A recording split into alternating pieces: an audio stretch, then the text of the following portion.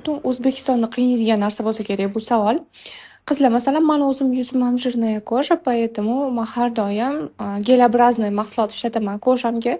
Birinchi navbatda SPF ham gel variantini ishlataman. Kremni ham gel variantini ishlataman. Yog'li yuzlarga umuman o'zi kremobrazный narsalar umuman tavsiya qilmayman, chunki ular oqib ketadi yog'li yuzlarda.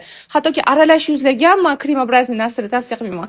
Har doim yuzingiz agar yog'li aralash bo'lsa, gelobrazный narsa ishlatsanglar, bular oq qizib yubormaydi. Mana SPF bilan ishlatishga gelli krem tavsiya qilaman, чтобы ishlatishingiz uchun.